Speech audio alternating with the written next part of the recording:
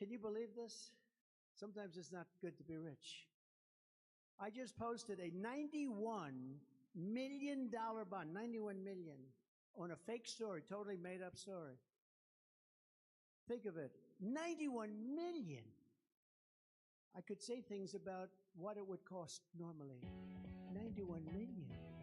Based on false accusations made about me by a woman that I knew nothing about, didn't know, never heard of. I know nothing about her. She wrote a book, she said things.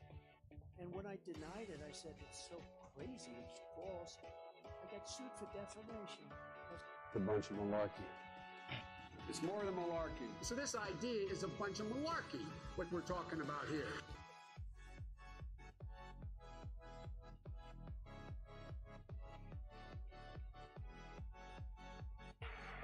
An economy based on wind. I never understood wind, yet I know windmills very much. I've studied it better than anybody. I know it's very expensive. They're made in China and Germany mostly. Very few made here, almost none. But they're manufactured tremendous, if you're into this, tremendous fumes, gases are spewing into the atmosphere. You know, we have a world, right? So the world is tiny compared to the universe. So tremendous amount of fumes and everything. You talk about the carbon footprint. Fumes are spewing into the air, right? Spewing. Whether it's in China, Germany, it's going into the air. It's our air, their air, everything, right? So they make these things, and then they put them up. And if you own a house within vision of some of these monsters, your house is worth 50% of the price. They're noisy. They kill the birds. You want to see a bird graveyard? If you just go, take a look, a bird graveyard, go under a windmill someday. You'll see more birds than you've ever seen ever in your life. You know, in California, they were killing the bald eagle. If you shoot a bald eagle, they want to put you in jail for 10 years. A windmill will kill many bald eagles. It's true. And you know what? After a certain number, they make you turn the windmill off. That's true, by the way. They make you turn it off. And yet, if you killed one, they put you in jail. That's okay. But why is it okay for these windmills to destroy the bird population? And that's what they're doing. It's a bunch of malarkey.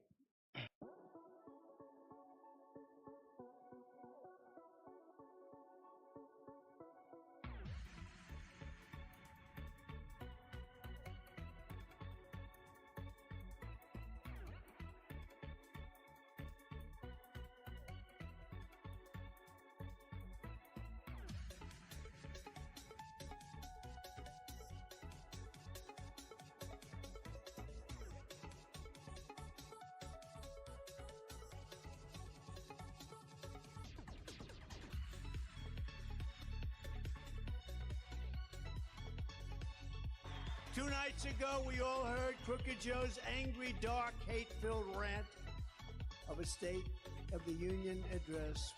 Didn't it bring us together? Remember, he said, I'm going to bring the country together. I'm going to bring it together. Shades of color. They're like sort of white, but one's like an orange white. It's my favorite color, orange.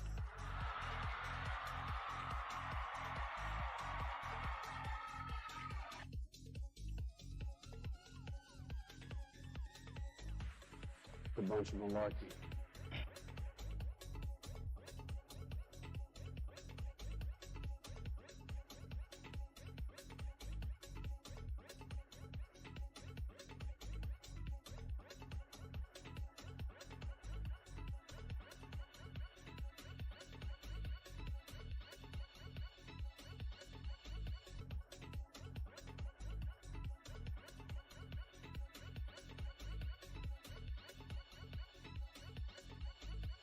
I don't even wait.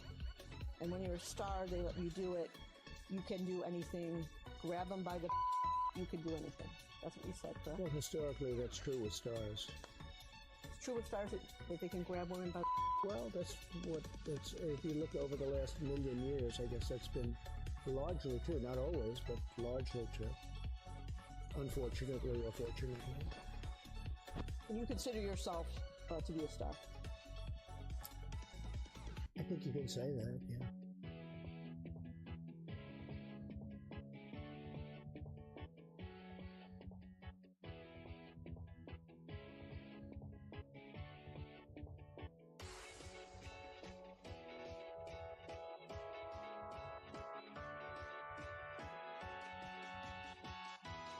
and simple. What are we going to do here, folks? I only need 11,000 votes. Fellas, I need 11,000 votes. Give me a break. Why do you keep fighting this thing? It just doesn't make sense. We have to stand by our numbers. We believe our numbers are right. What are we going to do here, folks? I only need 11,000 votes. Fellas.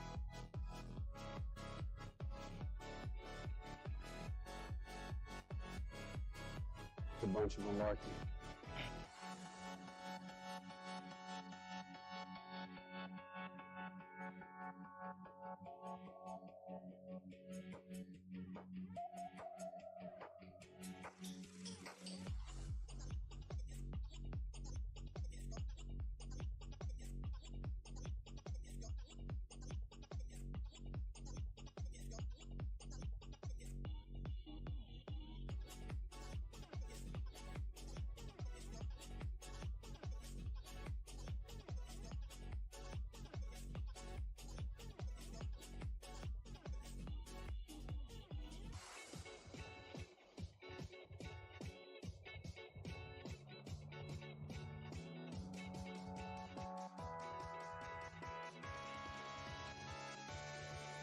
More than malarkey, man.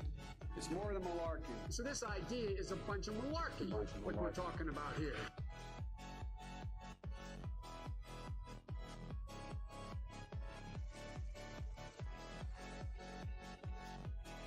Ladies and gentlemen, the political gamer.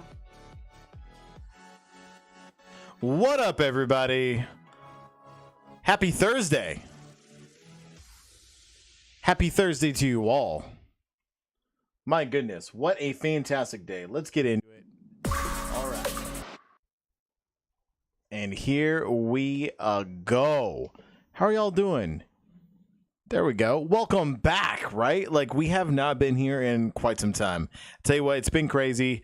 My kids were sick. My wife was sick. It has been just a nightmare. I was super dadding around. I alone seem immune to whatever sickness they had.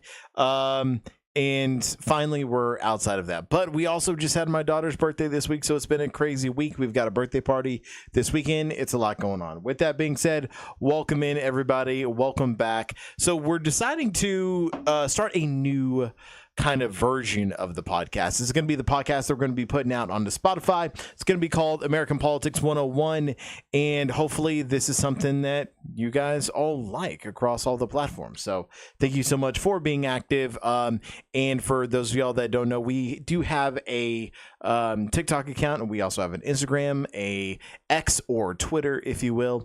And you can also watch us live on X, Twitch, and or YouTube, whichever one you want. And it doesn't hurt to follow and subscribe as well, so just keep that in mind. With that being said, tonight is a great night to get into a couple of awesome topics. We're going to be introducing a brand new segment at the end. It's going to be called What the American, and every time we stream, every week, we're going to have a What the American moment, and it's going to be something that is just interesting or crazy that is happening here in America. For those of you that are not from America, or even those of you that are, you may not realize that this stuff is happening. But we're going to have some details on one of it. One of it goes all the way back to the great state of Tennessee tonight, and that's where we're going to be talking about What the American. But to be able to get into everything and to get moving, let's go ahead, get going. Tonight's topics are going to first include, we're going to be talking about, of course, the elephant in the room, President Trump. President Trump is, of course, the first sitting president, or I'm sorry, the first former president of the United States to be indicted on felony charges and to have a felony court criminal case. And there you go. So that's our first thing. I was going to say that he was the first sitting president to have been impeached, but you know that has already happened. And he was the first to be impeached twice. But still, with that being said, it is a interesting week, let me tell you. So if y'all didn't know, President Trump has gone through and is started his criminal trial on Monday of this week.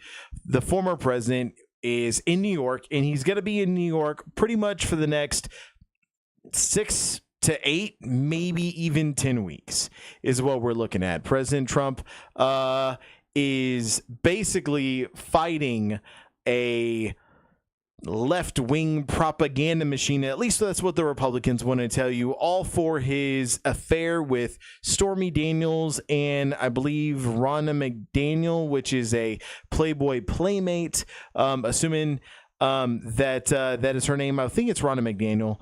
That might be the Republican chair seat. There's so many names, so much info that's come out this week. I can't even keep everything straight with all these names. But we had a Playboy playmate. We had an adult film star, Stormy Daniels. For those of y'all that don't know, y'all should know Stormy Daniels and the story that she's had on her interactions with Trump. But ultimately, this is going all the way back to before he was president, when it was the 2016 election.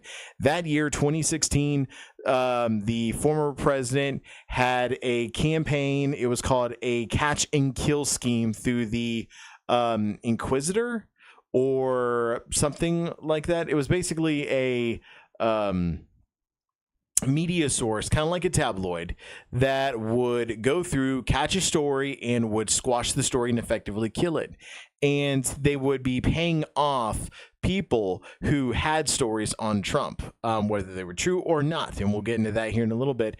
But ultimately, you had this catch and kill scheme, but also, as much as they were catching and killing stories on the former president, we ended up with a propaganda machine that was actually spitting stories out about the other candidates involved. So we were protecting the former president or the soon-to-be former president, and we were going through and basically releasing propaganda on other candidates, Ted Cruz, and several other people. Of course, there was the Hillary Clinton. As far as we know, there's a lot that happened in the election. Russia was the main conspirator in the false information that was given to us as the American people on behalf of or at the expense of Hillary Clinton.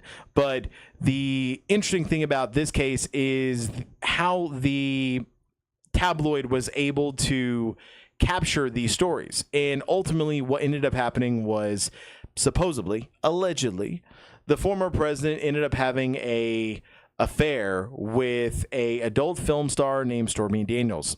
She says this was a one-time event, but she was willing to let the media know about this because he was running for president, right? So because of that, he ended up paying her somewhere around $160,000 to be able to buy her story, buy her life story of that moment, and squash it. Now, he didn't want it all the way tracked back to him, so we went through and we ended up using campaign funds to pay for it, because we all know the self-made billionaire that Trump claims to be is a cheat man. He does not like to have these kinds of payments on his record. He also doesn't like to pay full price for things, as we know. Maybe if he did pay full price, he wouldn't have had these issues, but I digress. With that being said, the former president ended up going through and having this catch and kill scheme where he siphoned money from his election account, the account that he uses for the campaign funds, that he runs ads through, that he'll have personal expenses that deal with the campaign, flights and meals, and paying for his staff and the equipment that goes into running, and all of that goes through an account. And through that account, he ended up paying his lawyer some legal fees. These legal fees is what he claims, the former president claims, is a retainer for his legal services. And that is not legal. The problem is that guy is Michael Cohen. Michael Cohen has already actually gone to prison for perjury, for lying to Congress to be able to cover up this catch and kill scheme. And because of that, Michael Cohen was willing to testify to be able to allow charges to be brought to former Trump. According to Michael Cohen, we end up with a he said, she said. And by he said, she said, I mean he said was the former President Trump, and she said was Stormy Daniels. Now, it's important to remember that there also is the other alleged affair with the Playboy Playmate. Now, that affair went on for about a year, and this was while his wife Melania was pregnant with their son Baron. I believe it was Baron. But no, it couldn't have been Baron if it was 2016.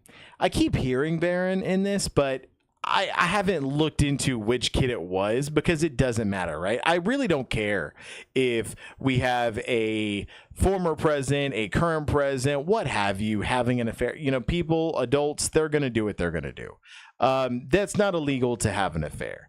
With that being said, it is illegal to use campaign finances to be able to pay off said affair, right? So that's what allegedly happened with the Playboy Playmate, the year-long affair. That's what happened with Stormy Daniels, according to her, allegedly. And this all basically transpired because he was running for president. They decided to come forward with their story and to be able to try and extort the former president, or to be able to just tell their story. They agreed to take the money to be silent. The problem was people started to look into the campaign finance violations, and then we get to Michael Cohen, and then we go to Stormy Daniels, and Stormy Daniels finally admits that this happened, explains what happened, shows proof that there was a check, allegedly, and then we end up going through, and this is where we're at, right? Now, I keep saying allegedly because y'all who have been here on the show are fully aware of what my opinion is of the former president. But please keep in mind that this is a litigious society, and the former president is looking to sue anybody. So you're innocent until proven guilty. So there you go. If you didn't know that story, as convoluted and crazy as it is, now you know. And go forward, and I encourage everyone who is here on the show, who is in chat, to be able to go forward and to look at and try and find more information about this. I don't believe that you should just listen to a podcast or a show or a Twitch stream and get your media that way. You should always verify your media and your news intake, and you should be able to use trusted news sources by doing that. By trusted news sources, I do not mean Fox News or OAN. Definitely, I prefer the New York Times. I like NPR as well. NPR is a great news source. It's pretty well, fair, and balanced. They're going to call a spade, so it doesn't matter, as long as, you're getting a trusted news source. It's important to remember that this trial is going to last anywhere from 6 to 10 weeks. Trump has to be in the courtroom the entire time of this trial. This is not like the civil trials that he has previously been a part of, where he can kind of show up willy-nilly and do what he wants to do. He has to be there the entire time for a criminal trial. Civil court is different than criminal court, and this is a criminal case. This is felonies. In fact, I believe it's 34 felonies. In fact, on Monday, we started to go through with the jury selection, and I updated tonight, just after dinner time, that it appears that we have all 12 jurors needed for the case seated, which means we're good to go. Now, a couple things stand in the way of this actual kickoff of the official trial. We do have a contempt in court argument next week. Apparently, Trump violated some of the gag orders that go involved with this. It is Tuesday, I believe, is when the trial is scheduled, and the former president is going to have to face the wrath of Judge Merchan, which is the judge overseeing this case, out of the state of New York, and is going to be possibly held in contempt. This is about $1,000 fine per infraction of the gag order, or penalty, or up to 30 days in prison. So we will see what happens. I can almost guarantee you guys that Trump will not be in prison. I honestly have always been shocked at some of the things that happen in our government. So a lot of people will tell you, in experts that are a lot more versed at this stuff than I am, or you will ever be, will always tell you that a former president, because of the Secret Service, because of their class, because of, the protection that they have, is not going to find their way into prison. And I would generally agree with that, right? Like, we're not going to have presidents in prison. I just don't think that that's going to happen. I don't think that that would happen for almost any instance other than like a cold-blooded murder in the middle of the street or some sort of, like major violent crime. But with that being said, weirder things have happened. And I mean, as well as y'all might be here witnessing at this time in the world, to be able to see the United States former president placed in jail. Who knows? We'll see. I tell you, Trump has got to be fearful about going to jail, because I would be fearful about going to jail, as would anyone, right? No one wants to go to jail. No one wants to go to prison. That would be awful. And I tell you, the interesting thing is he'll tell you how he is a tough guy. He'd be proud to go to prison and serve and this and that. He's not tough. He's so scared of going to prison. And, I don't wish any ill will on the former president that isn't deserved, right? Like, so I think that is innocent until proven guilty. I personally think that I would be a great juror in this case. I am definitely biased against Trump, but I'll be honest with you. I don't believe that we should be breaking the rules just to get one bad guy off the streets. If the prosecution can't do their job and can't prove this case to the jurors, then I think that he should go free. He's got plenty of other cases that are coming, maybe not before the elections happens, but plenty of other cases that are going to be able to come and be dealt with. But that is in due time, due process, and here's where we're at. Plus, Trump is, prolonging everything, has been prolonging everything, so we didn't have all these cases, trying to push everything past the election of 2024. The interesting thing about this is, Trump isn't going to be able to be on the campaign trail for the next 2 months.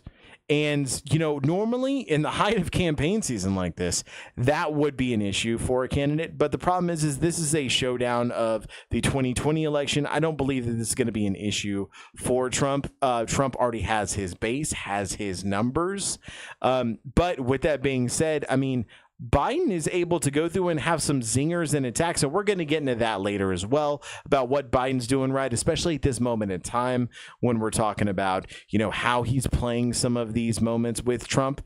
He's finally going back, attacking Trump. It's a great time to be involved in American politics. So let's go ahead and get moving on to the real mean potatoes of this story. It's important to remember that even though this is all allegedly happening, it is important to remember that the prosecution has a real job here. The real job is to, without a reasonable doubt, prove that the money that Michael Cohen and Stormy Daniels claims and alleges have transpired happened by the approval, the oversight, and the at-will discretion of Donald John Trump, the former president of the United States. If they can't do that, then he is found innocent, has to be acquitted of all charges, and can continue on with his day as he fights plenty of other felonies that he is being charged with in 2 additional cases, and that's not including the Georgia case. So plenty of other legal opportunities to get this guy. But the thing is that you have to be able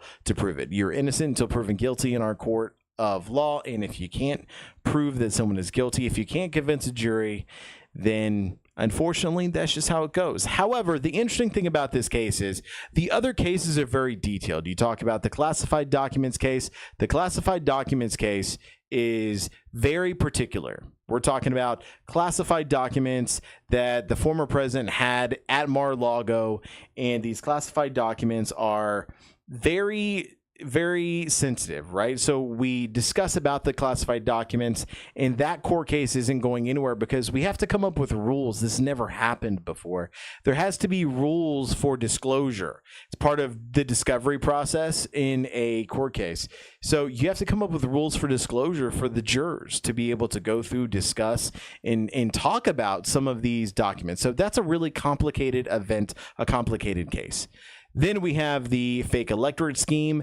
And that is going to be out of Georgia. That is a really complicated case as well. Of course, if you are involved in the news and if you are following the news, then you are aware that the district attorney prosecutor, Fani Willis, ended up going through and having her scandal of her own out of the office that this was put through, and therefore kind of derailed everything. What it do, Tater Salad? Thank you for coming in. This week is crazy, my man. Thank you so much for the subscription. 7 months, my guy. Thank you so much. Hey, man, happy birthday to you. No, it's next week, right? Happy birthday to you, Tater. It is next week, right? That's where we're at. Thank you so much for the subscription.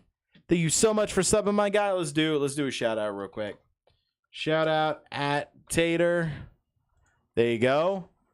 Boom. Thank you so much, my guy. Thank you so much for it all. Thanks for coming in. Thanks for being here. Thanks for the sub. There we go. Next Wednesday. Yo, man.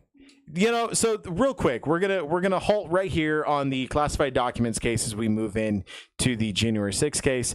And just real quick, shout out to Tater Salad. If you guys haven't been to his channel, please go to a channel. He is a multi-streamer who does different games: Fortnite, Star Wars Saturdays, Star Wars Sundays. I can't remember what we do on that scale. But let me tell you something that, you know, that really got me this week was he had a Talk Show Tuesday stream where he does a little bit of talking, and it is a fantastic ability to be able to go through, have a podcast, a Twitch stream, a YouTube stream, whatever, and just to be able to go through and talk what's on your mind. You know, get some weight off, be able to vent a little bit. You know what really grinds my gears? A lot of that. Also, to be able to have politics and whatnot mixed in. It's one of my passions is talking about politics, if y'all didn't know. So because of that, it is just fantastic to be able to go through and to be able to have this here on Twitch. And Tater Salad had gone through, mentioned he was doing this. I missed it for a month, so I was ecstatic to be able to catch it on Tuesday. And I'll tell you what, I'm going to try and be there every Tuesday. So I'm excited for people that do this. And if any of y'all out there are wanting to do something, I recommend that y'all do it. It is not only great to be able to have an experience like this and put that out there on Twitch where there's different opinions where people can talk, but it's also a great thing just for you, for your mental health. So it's really neat. So shout out to you, Tater. And Sundays, Star Wars Sundays is what he's saying we have. So Star Wars Sundays, fantastic. So as we get back to that case, right? Like, these are complicated cases dealing with the classified documents. We're dealing with the Fani Willis out of Georgia case, the fake electorate scheme. That's a very complicated case as well. Another complicated case would be the January 6th. This is probably the most complicated case, is the January 6th insurrection case out of DC. That is a very, very, very complicated case. There is a lot of ways that you can see how the former president could be liable for a insurrection and could be to blame. There also is ways that you can see that he couldn't. The Supreme Court is supposed to be issuing their decision on the immunity of that, which is going to affect this case out of DC and several other cases. But it's important to remember that these are all complex cases. What we're talking about, though, is the campaign finance election scheme that is currently happening this week. This is a much, much simpler case. You don't need a group of people, a jury, to be able to understand classified documents, what is important, what isn't, what was released, what wasn't. You know, even though that case is probably the most solid for any prosecutor with Jack Smith, the thing is here, Alton Bragg in New York City, this case is just so much simpler. It is a lot easier to have a group of 12 people understand money laundering. And you got to remember, this is in New York City. They have a massive understanding of money laundering in New York City. Almost any teamster, any gangster that has ever gone on trial has always ever operated out of the great state of New York in the New York City of New York. So with that being said, New York City is very familiar with wire fraud and money laundering and schemes of money and campaign finance violations. And that's what we have here. So this is what the Prosecutors alleging that the money that was used to pay Stormy Daniels is actually campaign funds that was paid to Michael Cohen, which was then paid to Stormy Daniels. And they apparently have evidence. Yet again, we're going to see. And like I said, I would be a perfect juror for this. I'm also just nosy. I've never been picked for a juror. I have attempted to get picked for a jury every time of my entire life. I've been called 3 times. I have never once been picked. It's very upsetting to me. I live in Houston, and I've never been picked. It's wild. But I've always wanted to see that process. My wife got to see that process. It was truly insane. It was, I believe, a drunk driver is, who she got. Someone who was claiming that they weren't drunk or whatnot. I think they got into an accident, injured someone. Their license was going to be taken away and they were going to be going to prison. And they were arguing that they weren't drunk and, their previous arrest record didn't matter and whatnot. But ultimately, they convicted the guy, like you do with, driving under the influence. So with that being said, I would love to have been on this jury. But of course, I am not in New York, and I would probably be noted because they hire private investigators, and unfortunately, I'm a little bit public about my opinions. But the important thing about that is that just because you are potentially biased towards Trump, you can still be a juror, because the idea is that you have to understand that there are laws and rules, and the prosecution has a job. First, you have to go into it understanding that Donald Trump is innocent right now. He has not been convicted of these crimes. He is innocent. He might be charged with a whole laundry list of crimes, but he is innocent until proven guilty. So the prosecution's job is to go through and to prove that Donald Trump was fully aware, gave the order, and this was his plan, was to launder this money through Michael Cohen and give to Stormy Daniels. If that isn't achieved, then he walks. This is something that, it's built and it's ingrained into our justice system. You have to prove beyond a reasonable doubt. All the jurors need to agree. And if this doesn't happen, then there you go. And I'm cool with that. I personally think that they will prove that, but I'm cool with that even if he gets away with it. Because the worst part about a democracy is, in the kind of justice system that we have, is that too many people get locked up that are innocent. I would rather let more criminals out than have good people who are law-abiding citizens in the system. And that's one of the things that I've always believed, and I refuse to cross. So even if I was a juror there, I would honestly be very impartial. I have a want to see him burn, but that's not my point, right? Like you're a juror at that time. Your job is to say, hey, prosecution, can you prove to me that this person did these crimes? And if you can't, oh well, they go free. That's how it is. So that's what's happening with this case right here. And that's why this one is so much simpler. So we're going to see what happens. It is going to probably not start tomorrow. We'll see what happens tomorrow in the news. The New York Times columnist Maggie Haberman is currently involved with the court case. She's actually in the room with Trump. She reported that he was falling asleep this week, which was fantastic, right? All these years of saying that Sleepy Joe Biden has been falling asleep. Sleepy Joe, you can't put 2 words together, 2 sentences, you can't do it. Sleepy Joe Biden is all we've heard from the Republicans and specifically Donald Trump.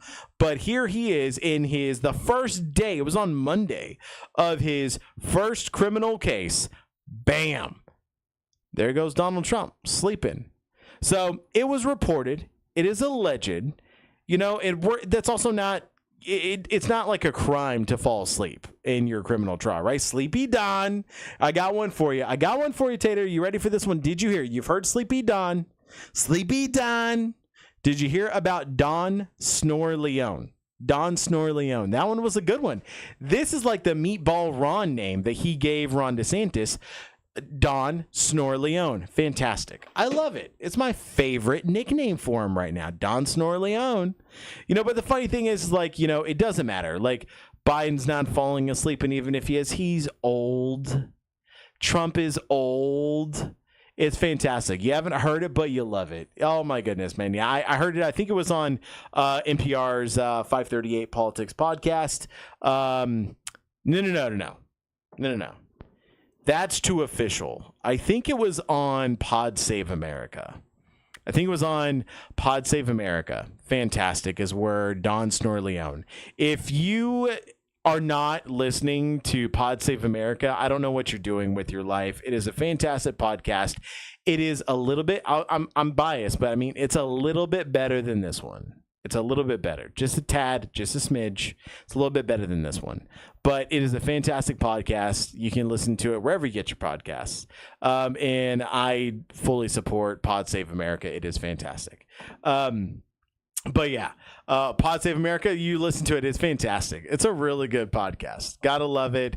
Anywho, so we're going to see what happens with this trial. 6 to 8 weeks is what they're predicting. I'm thinking 6 to 10 weeks. I'm just going to go 2 weeks out further because we do have the potential as things happen, as the witnesses come forward. I bet, Don Snorleone is going to get a little bit mouthy. He's going to have to be held in contempt of court. Of course, it's $1,000 per infraction of breaking the rules. But with that being said, it also could be, jail time too. So we'll see how that goes. But anyway, that's what we have for the Trump trial. If you didn't know that that's happening, now you do. One of the other things I want to talk about is last week we ended up with a crazy event that took place. Something that we haven't seen before in the United States and hopefully we don't see again. Tater salad, you are very familiar with this topic, but we had Arizona, the state of Arizona, enact and resurrect a law from 160 years ago, from during the Civil War, before Arizona was a state. So if you want to know how there could be a law in the territory of Arizona before Arizona was a state, I don't fucking know. I don't fucking know who's governing that shit. It's a territory. You're going to have like a territory governor, but you're not going to have the ability to have these laws. Like they have to hold up to federal laws to be able to, because they don't have, I don't know. It's crazy, right? But either way, the 160-year-old resurrected law in the state of Arizona from when it wasn't a state and it was just a territory is banning abortion entirely, except for the instance of saving the mother's life. And of course, any of us could have an opinion on this, but what's important to remember is that even if you are pro-life, you have to have compassion, understanding for the women out there that have been raped or that are a part of an incest cult. That right there, at the minimum, because it is just cruel and unusual punishment to ask them to continue with that pregnancy if they were raped or if this is a product of incest. It's sickening, it's sad, but this is what Arizona has done. Now, in all fairness, the Supreme Court for Arizona resurrected this law in effect to a challenge of a law that was coming forward for a 16-week ban. If I'm remembering correctly, I can't remember if it's 16, 14, 12, 8, 6, whatever. All across America, we've got weekly amounts of bans coming in on abortion. So it's hard to keep track when you're dealing with Florida and Arizona and Texas and everywhere across the South and the Bible Belt. But it's important to remember that I believe it was a 16-week ban was trying to come in on Arizona. So anything after 16 weeks, then you couldn't have an abortion. But the Supreme Court in the state of Arizona ended up resurrecting that 160-year-old law, and here's where we're at. Now, it is important to remember that they did have a ballot measure. The Supreme Court in Arizona did say that they would have to then, to be able to correct this issue, put it on the ballot in November and have the constituents or the state, people that live in the state of Arizona, go through and vote on if they would like the 16-week ban or the right to abortion to happen in their state. And as we have seen time and time again, whenever it goes to a statewide election, voters turn out overwhelmingly in support of a pro-choice movement. Roughly about 70-30 is where you're in at. So the majority of Americans agree with pro-choice. It is the people in power that are holding on to these ideologies. And with that being said, yet again, as a conservative, as someone who is Republican, to my fellow Republicans, I don't know what y'all's problem is. Y'all are not the one who are signing the agreement. Y'all literally are the ones that taught me, raised me, and have the core belief that if it is not affecting us, then what the fuck do we care? And this goes for same-sex marriage. It goes for abortion. It goes for several topics. Look, if it's not affecting me, which it isn't, then what the fuck do I care? And let the people do what they're going to do. So that happened this week. A crazy instance. Haven't seen a 160-year-old Civil War era law when slavery was still running rampant around the country in the South. And a law from a territory before it was a state get resurrected to supersede and pass a law that was currently on the bill to be passed in a current state. Crazy. There's never been anything like this. Okay, never been anything like this. But here we are. It's 2024. We keep hearing the word unprecedented, and let me tell you, I want to live in precedented times. I'm tired of hearing unprecedented. I want to live in precedented times. When is things going to be normal? With that being said, so that happened this week, and if you guys didn't know about it, now that you do. The final thing that we got to talk about tonight is some of these polls. So let's get into some of these polls before we get into the DJT stock. You know what? Let's do the DJT stock. If y'all didn't know, if y'all took some of the advice that I had 2.5 weeks ago on the last stream, Trump media went public, and we had the DJT stock. Oh my goodness. DJT stock. If you guys did invest, then I have to tell you something. Y'all are fucking idiots. Okay? If y'all decided to invest in that DJT stock, y'all are fucking idiots. Let's take a look here and see where we're at. All right. Let's see. Trump media stock. Here you go, guys. Here is the stock. This is over the month. So about a month ago, what up, collusion? What's going on? How's it going? Double, thank you so much for the lurk. Thanks for coming in. GOP will do whatever to hold on to power. Doesn't matter if it's widely unpopular, unprecedented, or unconstitutional. The GOP doesn't care anymore. That is true. You know, that is a very true statement you have there. I will say this, though. It does seem that there are idiots in the Republican Party. Of course, there's idiots in the Democrat Party as well, but there's mainly more idiots in the Republican Party who's going forward and moving with this, you know, pro-life movement. There's some smart Slytherin reptilian creatures out there, like Donald J. Trump, in my opinion, who's actually kind of countering and trying to teeter the point, right? So, of course, he wants to take credit for Roe v. Wade being overturned, but after the 160-year-old Arizona law was resurrected, he's now saying that it should be up to the vote, the people, and it's the law of the land, and by this case, the land meaning the state. So, weird how they're trying to, you know, walk on that line. But yeah, GOP will do whatever it takes to hold on to power. It's truly insane, including rob Peter to pay Paul, and paying Paul is themselves, and robbing Peter is their people that vote for them or the people that follow them. Here is the DJT stock over the past month. They went to an IPO, and they had a evaluation somewhere around $9 billion. It was like $8.7 billion. Keep in mind, to be able to have a cost, a market cap of that price, I mean, you've got to be pulling in some money. You've got to be doing some things, moving and shaking some really interesting topics, right? Like something that a lot of people, mainly, you know, big tech, AI, that kind of stuff that people are really interested in right now, because you're not making, you know, $5 or $6 billion when you're a startup. Let me tell you, and also just, you know, talking about this in the beginning, for a media startup, it's really easy to go forward and just spit money everywhere. You're going to lose money as a tech startup, okay?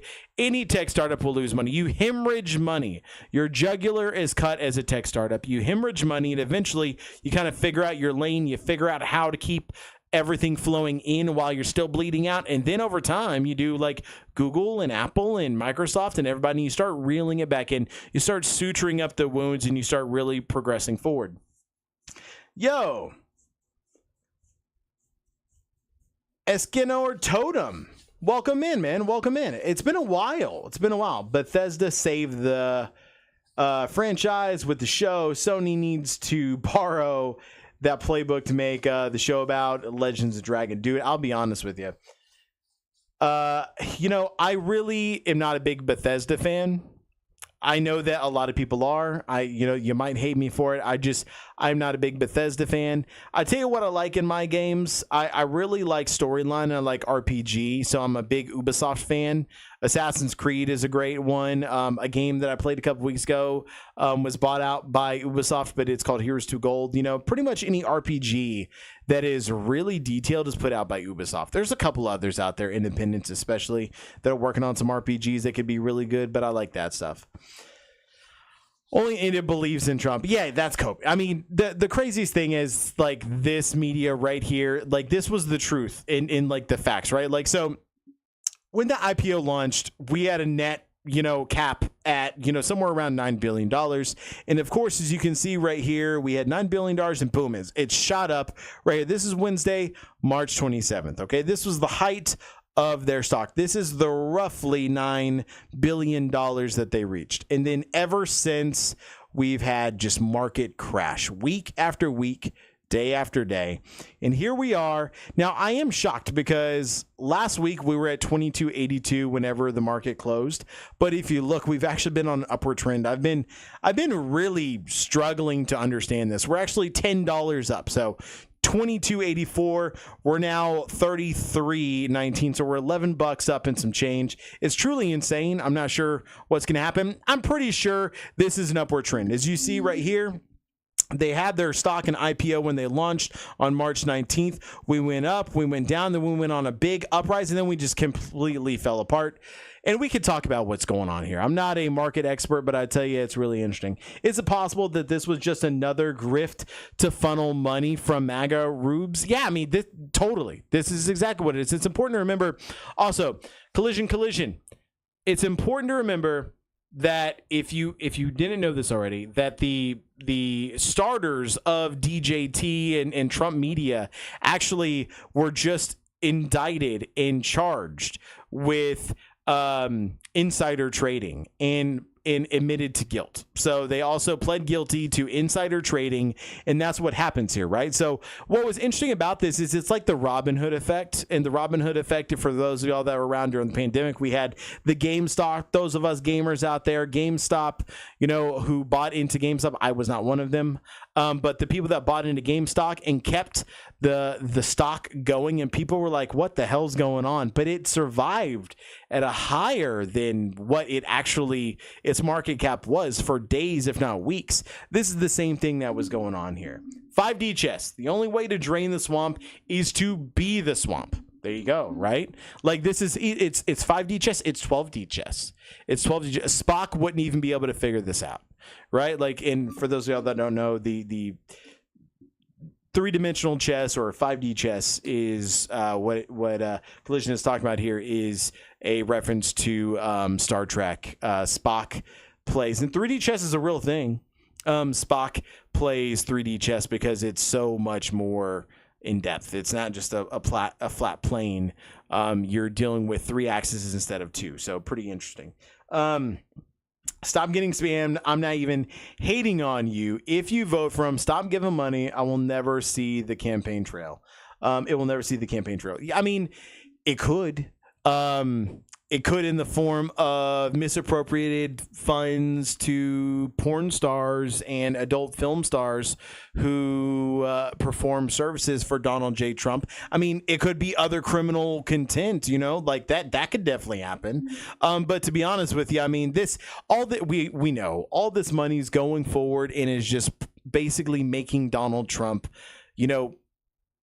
fill his pockets. You know, it's the money that he never had, that he claims to have. He's now getting from these grifts, you know, grifting, what he's done, the NFTs and things like that. Y'all have been here, y'all have seen. So I just loved watching this picture. This has been fantastic. I'll be honest with you. The past 2 nights I've had kind of a mild heart attack.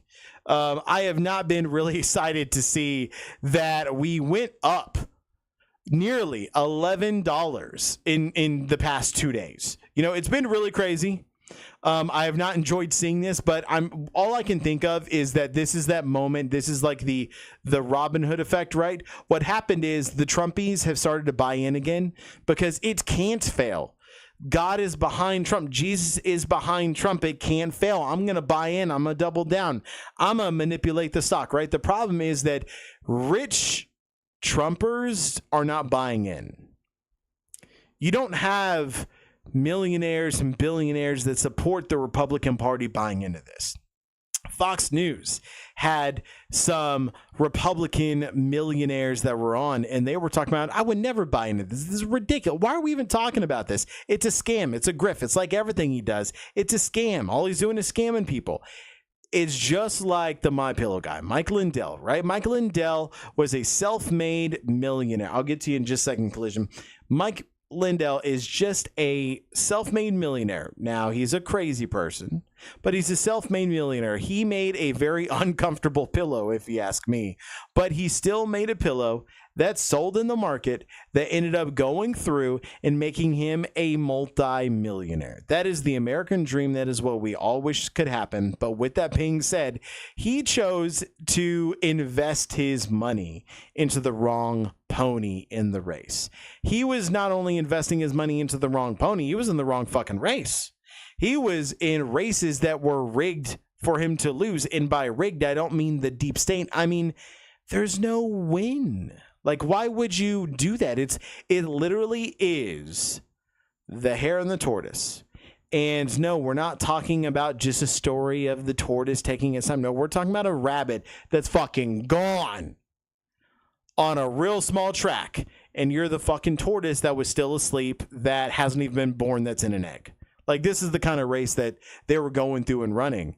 And it's insane because Trump never came to support him. That guy, Mike Lindell, used all of his money, everything, poured it down the drain, emptied his bank accounts. His business is dead in the water. It is all but literally collapsed. And Trump didn't save him.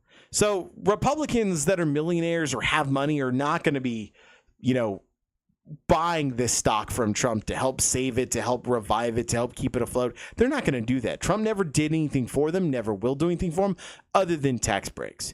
Now, here's the problem. It's the low information voter, the cult enthusiast, the conspiracy theorist, the Kool-Aid drinkers that are in the Trump Republican MAGA party that are buying into this.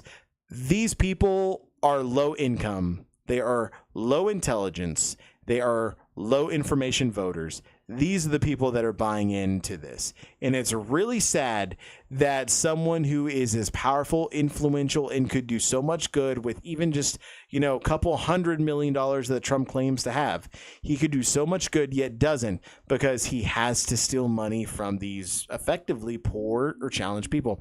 There's a guy, I heard a story in Oklahoma. There was a gentleman who used his family's life savings. He was a business owner, small business owner, owned a landscaping business. He used $21,000 of his own family's life savings, their nest egg that they were starting, to buy into this when it was starting to go up, when it initially launched.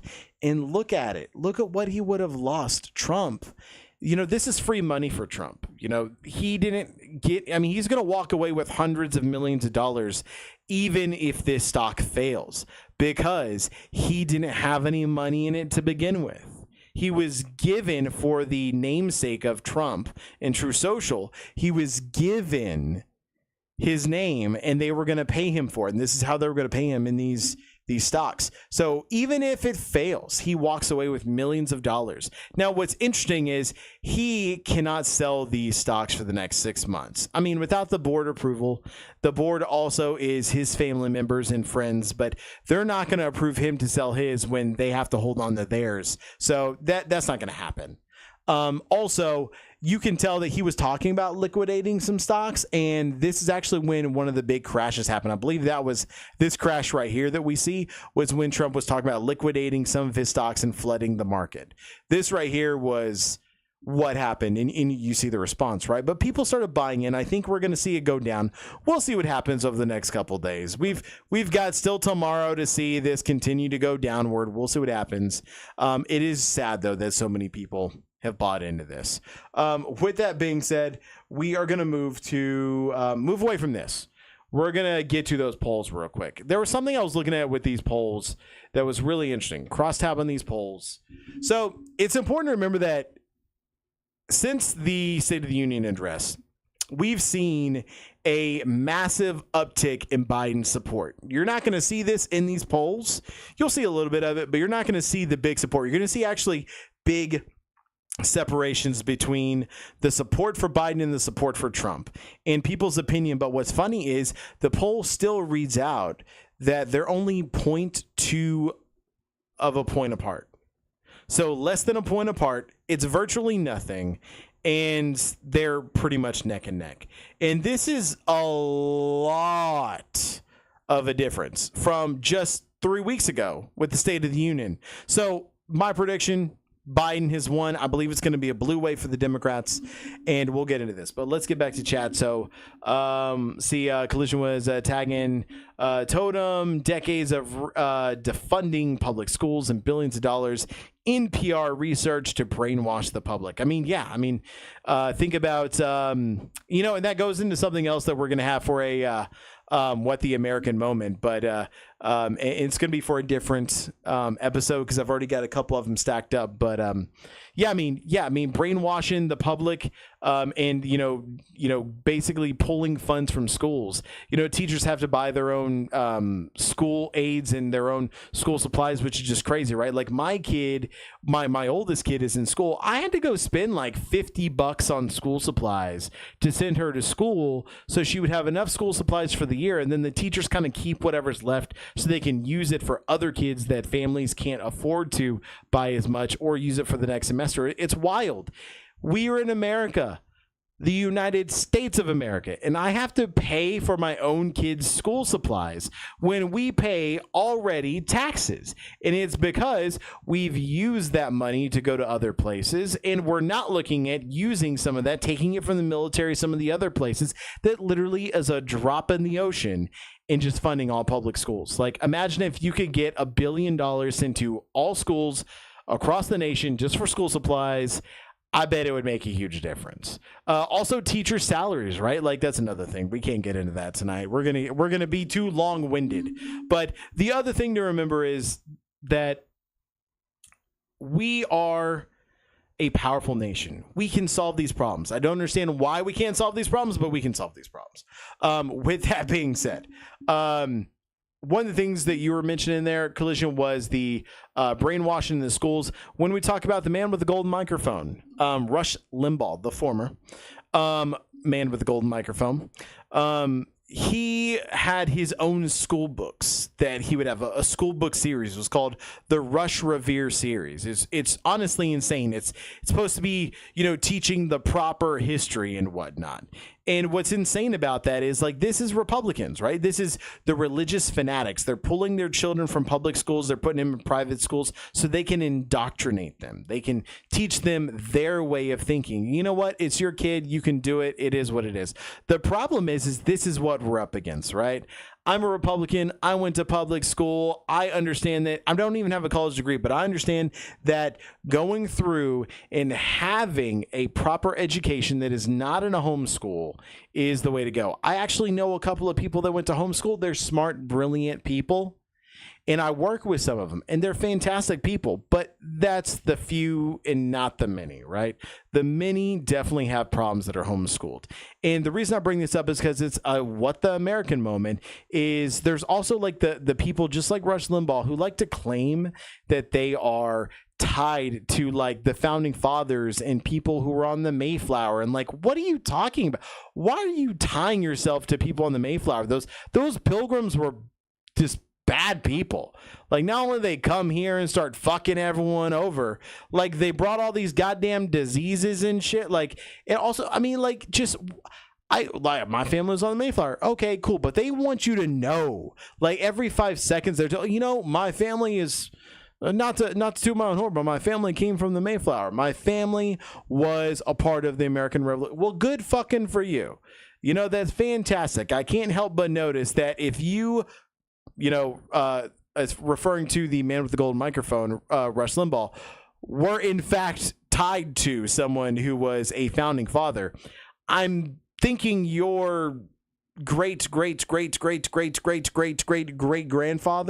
would probably be ashamed of you, because separation of church and state and that fucking crazy kook of a Christian is sitting there putting the church back into school, church back into the state, and doing everything that the founding fathers did not want, which is honestly insane, but whatever. Also, I did a little research. Like, Rush Limbaugh is not related to who he says he is. Like, it's just not true. Like, genealogy goes through and proves that he's not. So, like that's the thing. Like, they just make up lies too. Anyway, let's get into these polls real quick. It's honestly insane. Can I get extra rights in? Can I get extra rights in my great grandfather did something important? Better yet, can I just take some rights away from someone I don't like? I mean, there's that too. What up, homeless bag? Welcome in, man. Haven't seen you in quite some time. It's been it's because American history was heavily whitewashed and the terrible parts ignored. Yeah, I mean, it's truly, honestly insane. I'm white. I don't know if you could tell, but I'm white. I don't have a problem talking about the mistakes of the people that were Caucasian or white, that dealing with people of color and dealing with the whole slavery topic and things like that.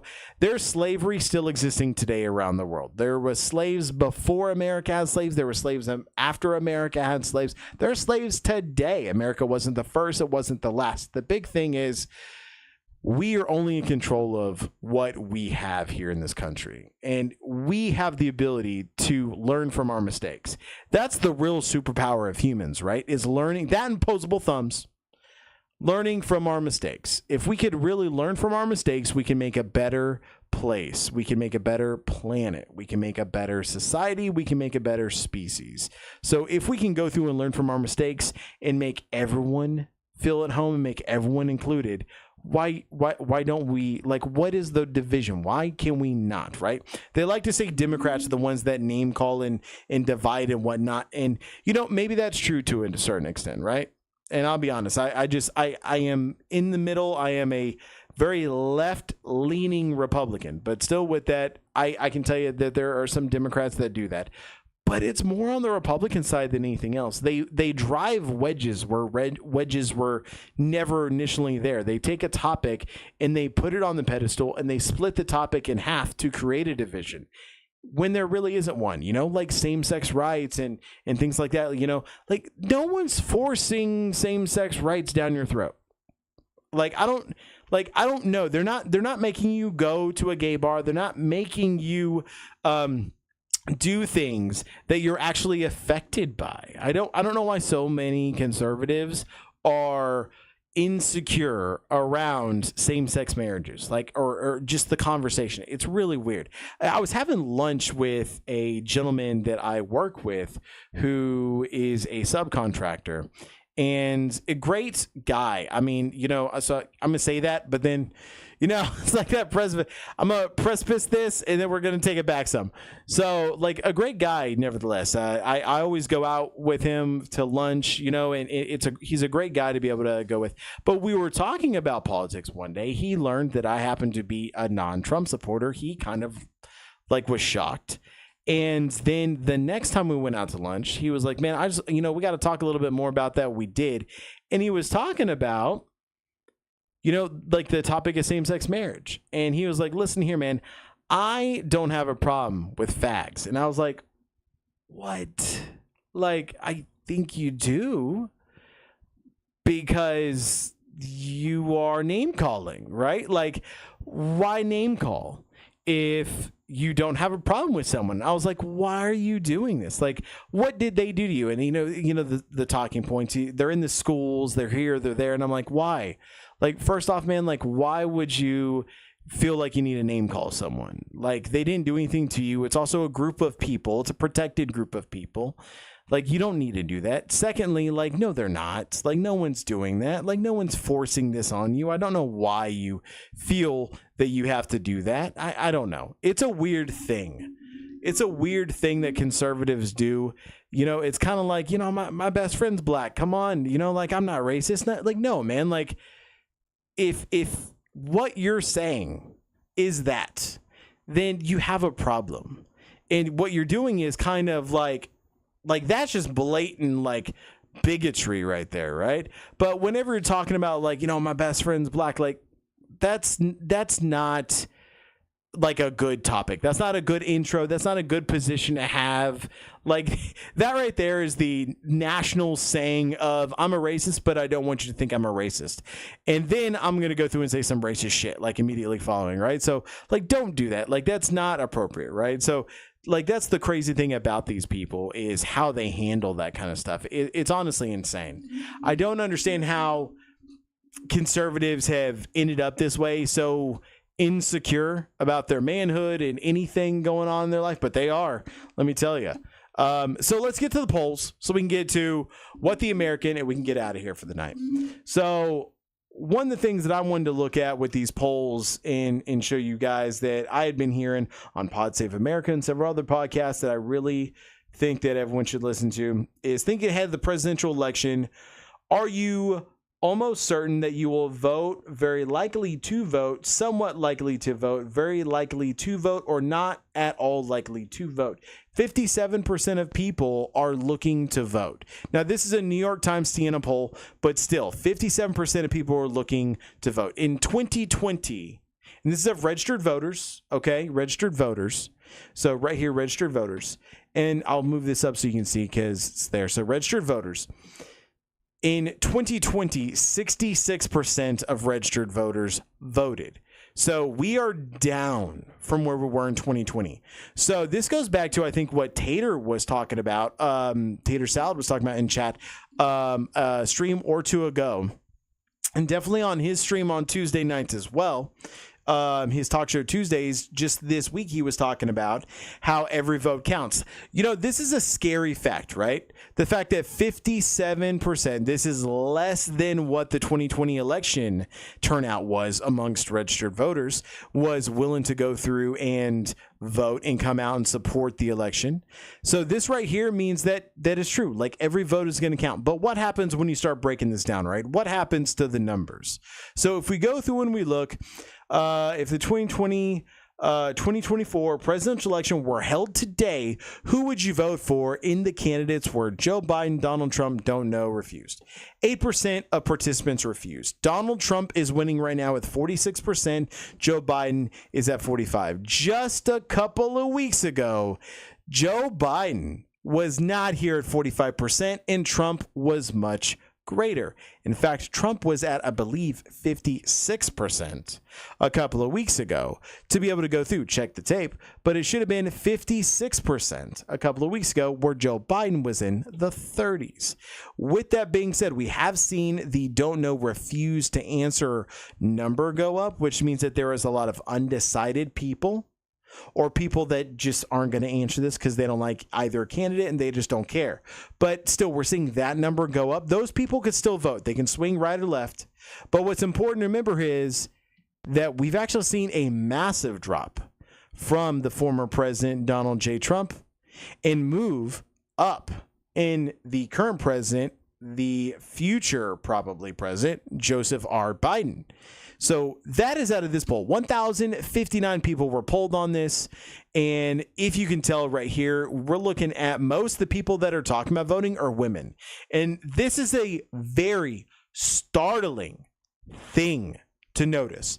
This right here is not the only poll that counts, because we can get into some of the finite details. You start to see some of the fractions and whatnot. But what's important to remember here is that women are not supporters of Trump. And when you look at 53% of the people polled were women, 45% of them are saying Joe Biden. That means that this 8% right here, if it gets to fruition on being decided, it goes to Joe Biden. So you have to say that even that right there, even if you say 75% of women do not support Donald J. Trump, which is a little bit high, should be about 60%. But just for the conversation of quick math, let's do 75%. 75%, a quarter would go to Trump, 3/4 will go to Biden. That means that Biden is up. So if we take the 6 points that are right here, ready to go, 6%, and we move that up, we're at 51% of the vote. And that means that Joe Biden has won. So it's not that simple. We can't go through and just make this, a prediction here, but I'll be honest with you, you're probably looking at 51, 52% of the vote is what we're going to be looking at for the current president, Joe Biden, to win re-election again. I think that Donald Trump is actually going to lose a massive landslide on this one. I think he's going to be losing by at least 8 million votes. I think he is going to be convicted of these crimes. Currently, I just think he will. Maybe he won't, but I think he will. And if he is convicted, we're going to see a massive export of Republican support. So there's that one. So let's see. Without this is a difficult one to get into, right? So this one, you're dealing with all the small people involved in the middle. Jill Stein, you're dealing with RFK Jr., Trump and Biden are on there. So this gets a little bit interesting when you start talking about this. I'm not really worried about a third-party candidate. I don't think if y'all should either, but if you're really looking for a third-party candidate who's really going to be doing something, I think it's going to be Cornel West, which is actually polling pretty low, which is quite interesting because Cornel West is actually a household name, especially in a lot of black houses. He's a very big household name. Jill Stein is nothing. I'm actually surprised that Jill Stein and Cornel West are very similar here in the New York Siena poll.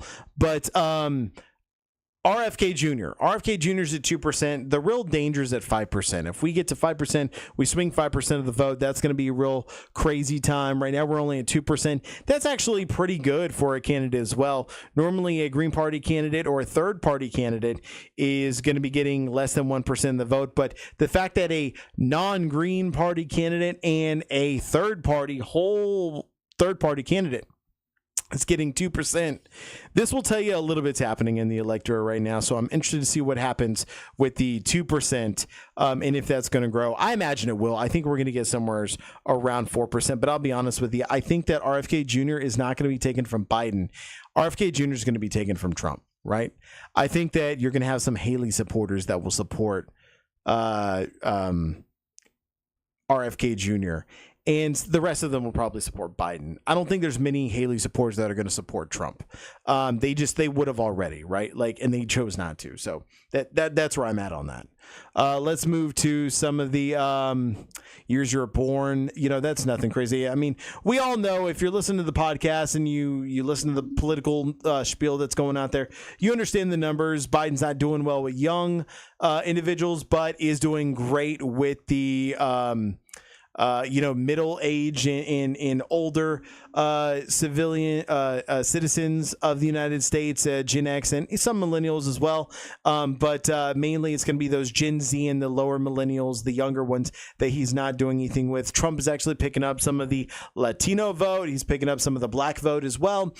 So that's really interesting, especially in the young male categories. He's picking up a lot. RFK is an anti-vaxxer, anti-science, which is more or less the Trump crowd. IMO. Yeah, I don't know why. Homeless bag, I don't know why they were talking about, a third candidate was going to be bad for Biden, especially when we were talking about RFK Jr. and he had his platform he was running on. Like RFK Jr., like Democrats, I would have told you 20 years ago that Republicans were the party of common sense, in my opinion, 20 years ago. And Democrats were a great party, but what their job was to push us forward. Republicans were like, let's stabilize shit first. We have completely gone off the rails on that, clearly. But I would say that, you know, the thing was with RFK, his family is Kennedy's, right? So you're not going to pull from the people that are kind of still the same entity. Right, you're gonna have to pull from a new entity, and the new entity is the MAGA crowd. I think that the entity of MAGA is going to support Trump, but I tell you that there is some people that are probably former MAGA that will support RFK. But mainly, what you're looking at is going to be the Nikki Haley supporters that can no longer vote for Nikki Haley, that need someone else to vote for. They could be in that same category, and I think that's why I've always felt like RFK Jr. was going to hurt Trump more than Biden, and I think you and I both agree there. The Kennedy family recently endorsed Biden against RFK. I know it's fantastic. I mean, he's been the black sheep of his family. It's just kind of funny because they did support Biden, and it's truly insane. You know, I honestly would love to see a Kennedy regime back in power and coming back in. I wish that were so. I wish RFK Jr. was running as a Democrat with good, strong, firm beliefs and control over his mouth and emotions and thoughts and whatnot. But, you know, alas, that was a time coming on. Was the highest level of education. This is not anything we need to get into. Of course, a lot of people know that the higher education you go, normally it's going to, you know, improve in who you're going to be voting for.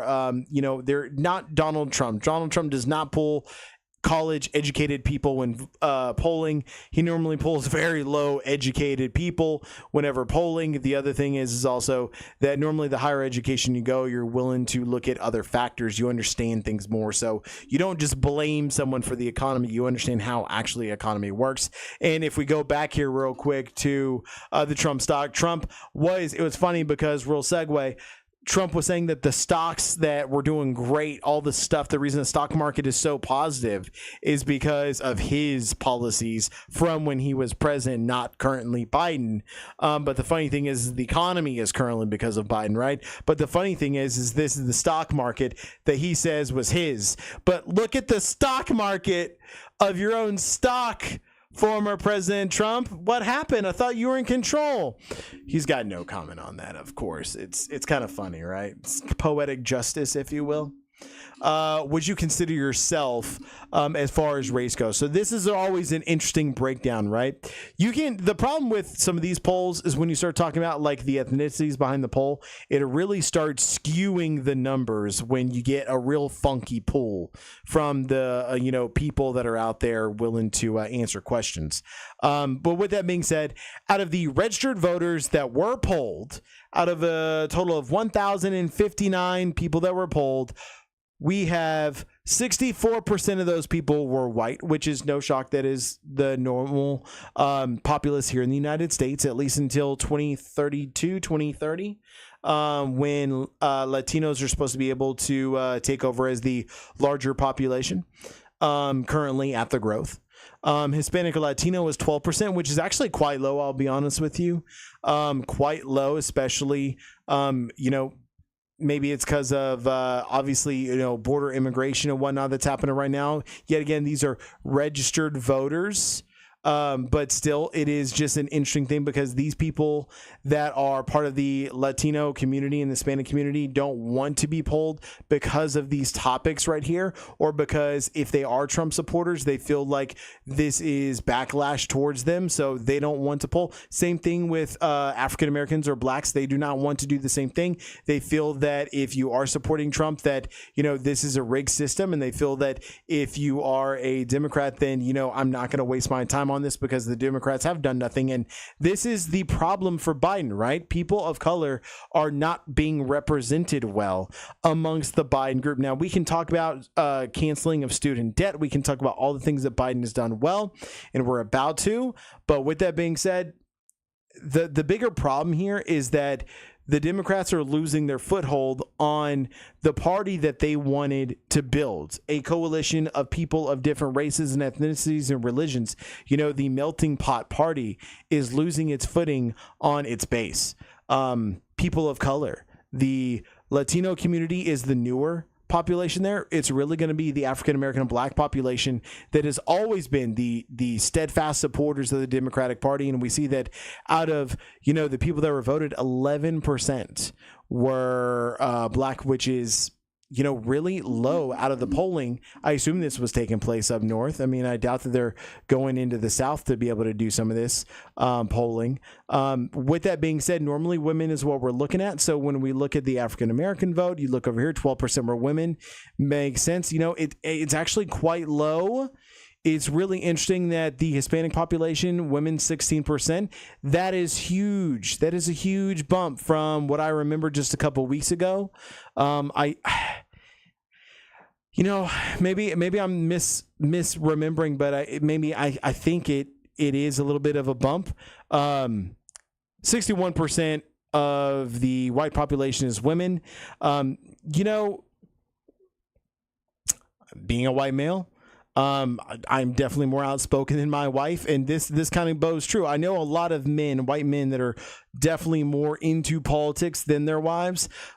The wives definitely have a opinion as well, right? So this kind of goes to show the problem is that men are complainers. We complain. We like to bitch and moan. Women are steadfast, true, quiet, silent killers, So this right here is no shock, but really interesting. The Asian community, 3% registered voted. That seems really low.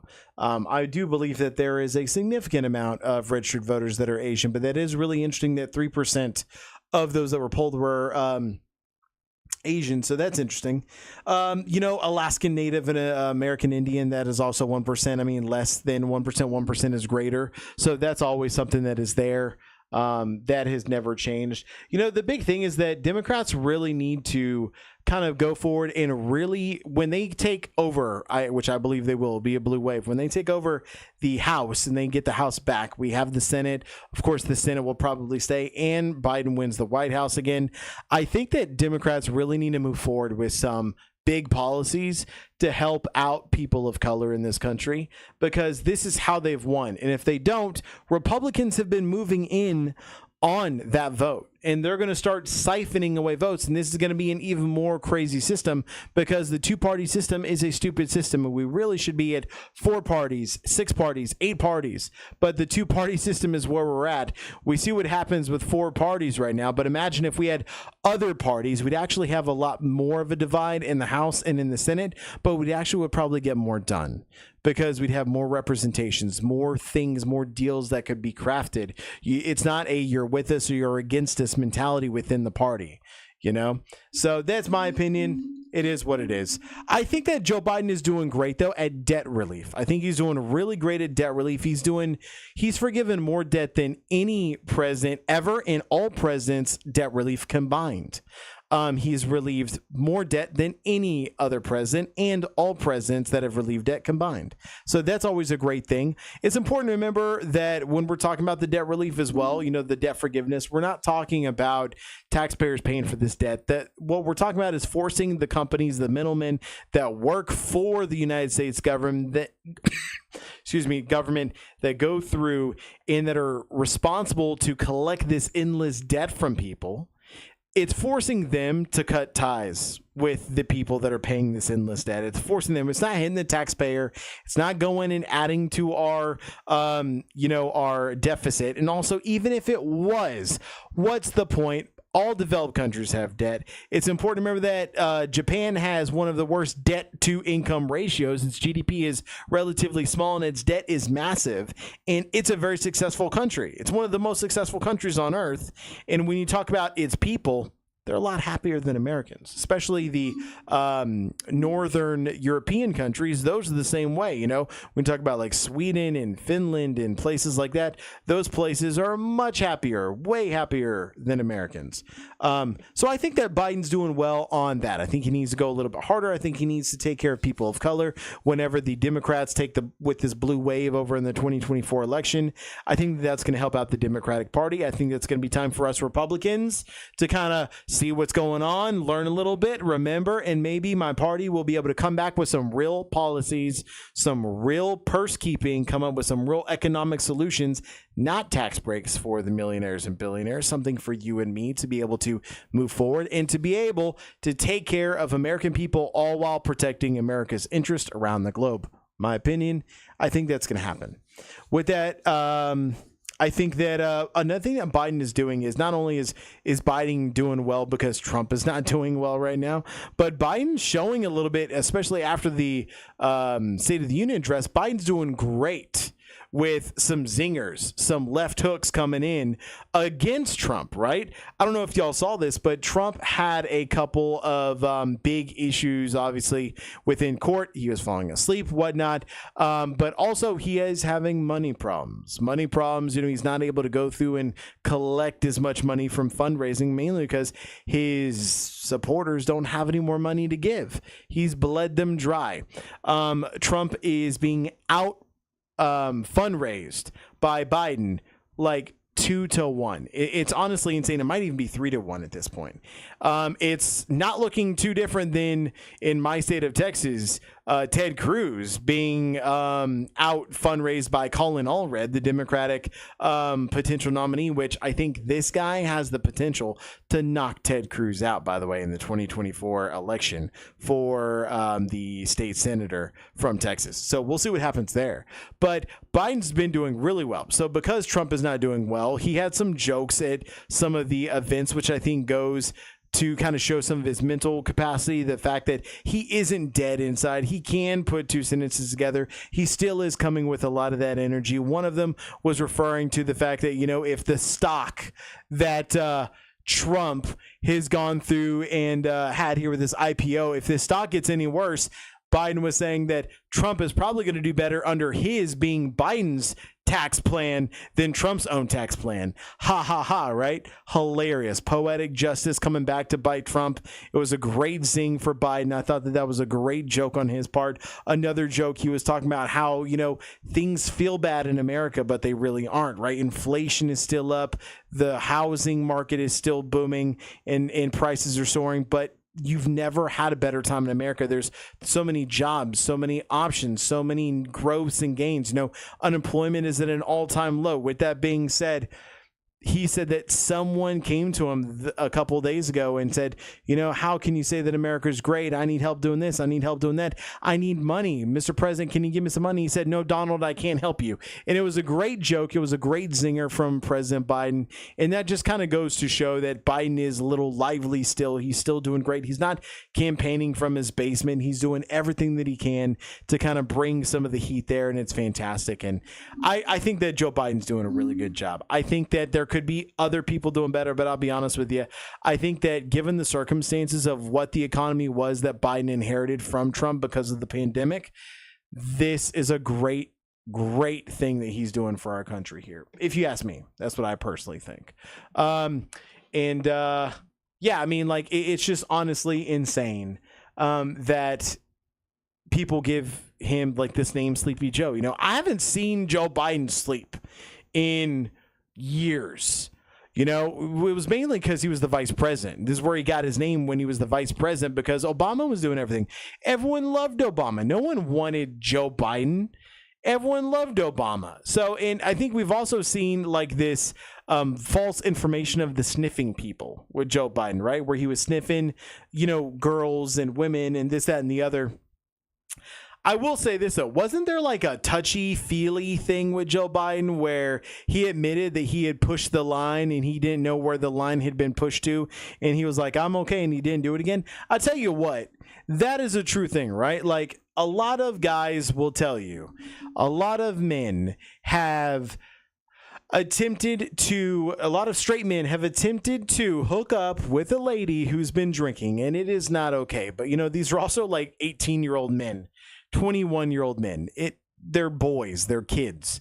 Not saying that it's okay, but my point being is that, when you get older, you start to realize that is a really shitty thing to do. Like, why did we ever do that? Why would I ever do that? Why would I condone people doing that?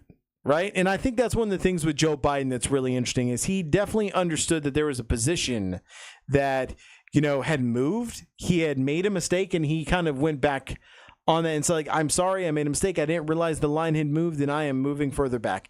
And he did it, and we haven't had an issue since.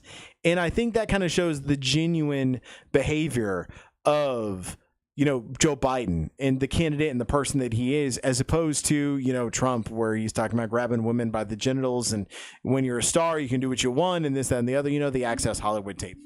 So that's where I'm at. All right. So now to What the American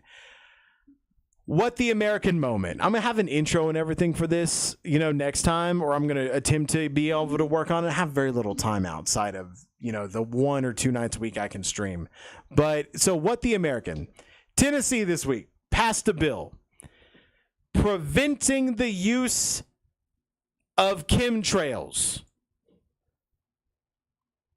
Preventing the use of chemtrails, which means that Tennessee passed a bill preventing something that doesn't fucking exist.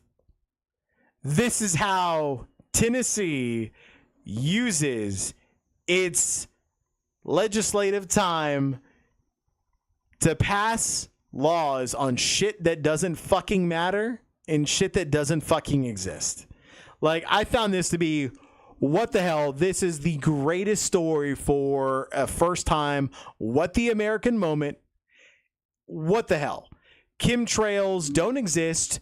I think they called it, where was it? Passes chemtrail banning airborne chemicals. It was called like weather manipulation. Tennessee lawmaker passed a bill airborne chemicals, cities inspired chemtrails, conspiracy theorists. Yeah. So this is the idea that the affecting temperature, conspiracy. Gotcha. Oh, see, I didn't know that also. This right here, the affecting temperature. So this is part of the global warming, hoax, right? Like, it's the chemtrails. I was wondering what the chemtrails did. I couldn't remember if the chemtrails had to do with the birds aren't real aspect in flat earth or not, but there we are. But basically, this is going into the fact that airliners, jets, the jet wash, the exhaust from them, for preventing what? Chemtrails. Preventing chemistry trails. Chemtrails. Chemical trails. It is stopping chemtrails from happening, Tater. That is what's happening. So obviously we all know what this is. This is exhaust from a jet liner. This is supposedly chemtrails, which mix in the atmosphere and control weather, and it's weather manipulating chemicals, but it's just, it is weather manipulating chemicals. The funny thing is they said it prevents this. So are you telling me that all of a sudden Republicans in Tennessee are so fucking gone that they actually have come up with legislation? Republicans, mind you, have come up with legislation to fight climate change. Is that what happened? Is that what's happening? I think that's what's happening. I'm pretty sure that's what happened here.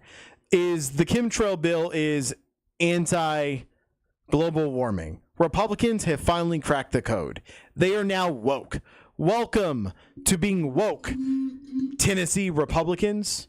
It's honestly insane. It's been crazy. Like, Tater, if you didn't know this, Homeless Bag, Collision, if y'all guys didn't know this, it's a fantastic read to go through and learn about this. I heard about it on probably 5 podcasts. It was fantastic. I'm going to have to read more into it. I really want to. Oh, man, is there audio? We're going to have to listen to the audio, right? Like, I've got to listen to the audio of what they were talking about. This is fantastic. I mean, why would you ever do this? I guess it's, it's 2024. We're in the same boat of why would you revive and resurrect a 160-year-old pro-abortion or pro-anti-abortion bill from a state that wasn't a state when the law was created, which we still don't understand how a law could be created in a state that wasn't a state, that was a territory. I don't know. It's crazy. Anyway, guys, it's been fantastic. Let's go ahead and end this for y'all. It's been fantastic to spend this Thursday with y'all. I'm going to try and be back tomorrow. I'm supposed to have family in town for my daughter's birthday party this weekend. But I'm going to try and do what we can to be back tomorrow to play some Heroes to Gold. For those of you that were here with us a couple of weeks ago, we were playing Heroes to Gold. It was fantastic. Hopefully you guys are having a great night, having a great week. Yeah, that's going to be it. I'm the Political Gamer. I'm signing out, guys. Have a good week. I'll see y'all next time. God bless. Good luck. Was brought to you by The Political Gamer. Produced by The Political Gamer. Edited by The Political Gamer. And associated with The Political Gamer.